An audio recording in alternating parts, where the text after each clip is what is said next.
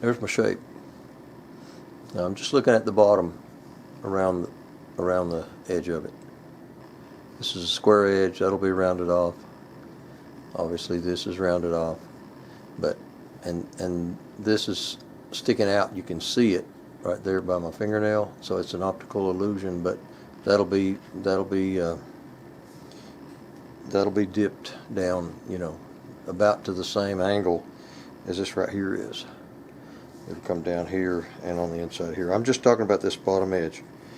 See, once I get this thickness at the mounting screw the same, and I get these the same, and then I'll work on getting these the same up here on the sides, here and over here.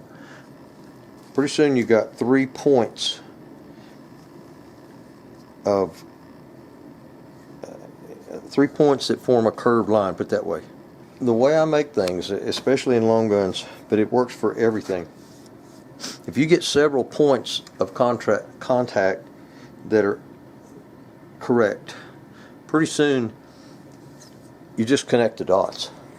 See, once I get 3 points of contact or 5 points of contact, and you get those pieces, those connection dots, those points in the right line, pretty soon you just connect the dots. It's just that simple, and it's just that hard. It's like painting by number pictures. You just pick the right color number, or the right number, color, whatever it is. If you just do the right thing incrementally and go from here to here to here to here, it turns out right. It's no harder than that. So all I'm doing now is just creating my dots, and that's what I've just now done with the bottom of this pistol. There's no screws holding it in there. It's just snapped in place. But it's starting to become more and more the comfortable feel that you want in a handgun. It's starting to fit the inside of the hand right in here. It's starting to fill up that portion at the bottom where your little finger holds on to it. And so just as it goes, it keeps getting better and better. All right, see those 2 lines right there? I just took my table saw and set the fence, ran this backside against the fence, and ran that table saw up about 3/8 of an inch. What I've done is created both of these from the inside to the outside are the same now because of that line. When I need a horizontal clamp, I just simply put a C-clamp in a machine vise.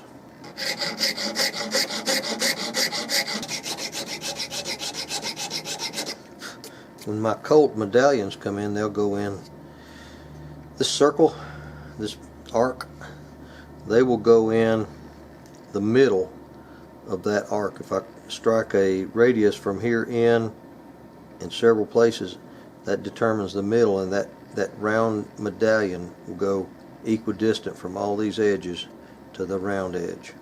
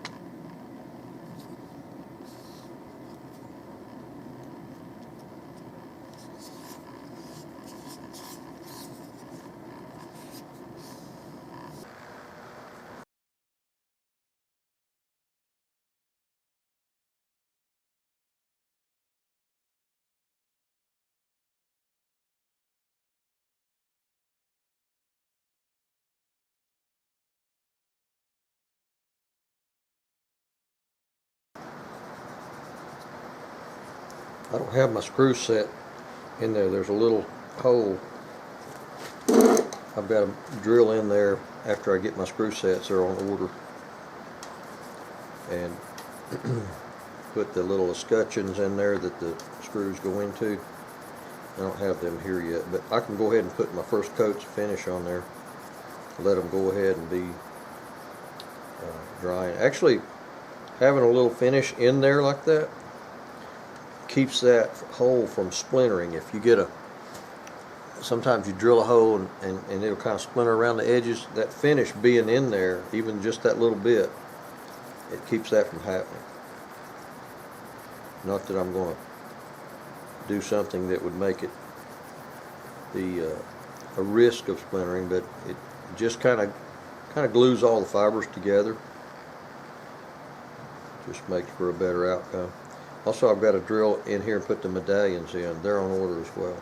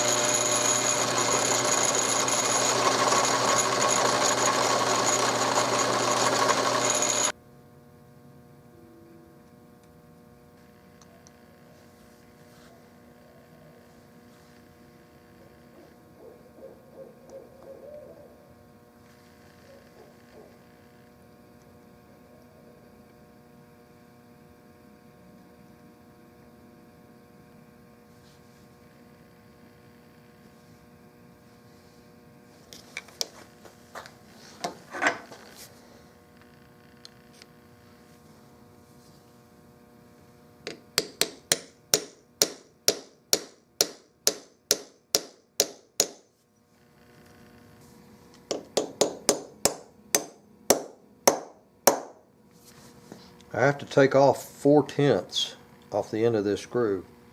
I buy them extra long so I can cut them off.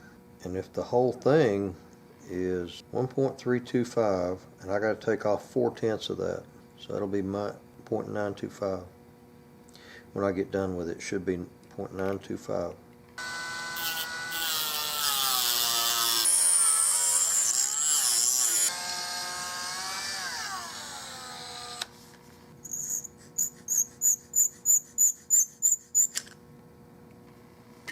I'm still a few thousandths long, but I'm going to take the rest of it off with a file. When you cut off screws, the best way to dress the ends where the threads are not messed up is by hand with a file. Any kind of a grinder seems to brad them over. If you can hold it still enough and bevel the edges, you're better off to do it by hand with a file. The best way to do it is cut them off and have a nut on there and then back the nut back out over it. But I didn't have that option on this one.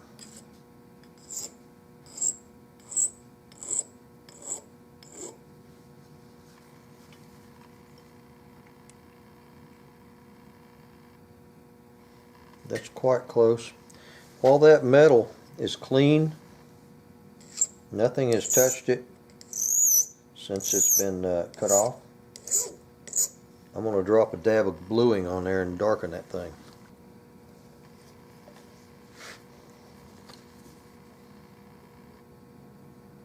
Anytime you use bluing,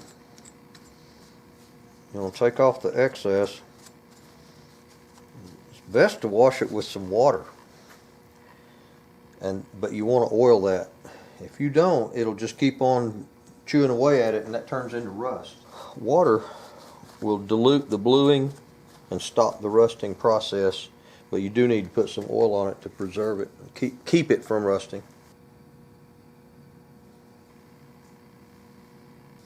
If I've done my job well, cleaning those threads up, this thing should just jump right in its place.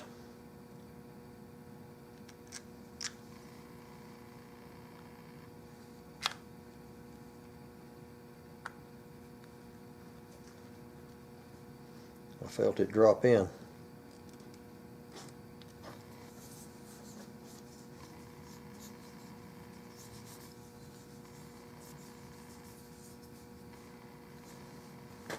What do you think?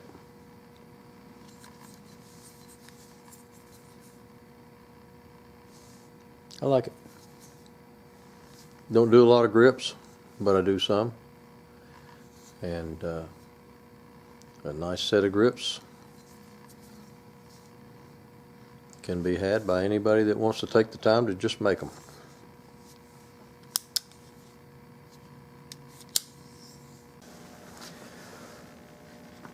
Well, thanks for choosing to spend your time here with me today. I hope you've enjoyed this program. I'll try to post a new segment each weekend. In addition, if you'd like to read about a stock that I made and then it took a 20-foot free fall, click on the link at the bottom of this page. It's called The Broken Gun. It's a story I wrote a few years ago about my two boys. Sometimes life's hard and things get broken. Now and then we get a chance to fix them. I'm so grateful for the opportunity I had to repair this broken stock. It led to a restoration that I never could have imagined. As always, if you like this video, please click the like button and share this with your friends. Have a great day.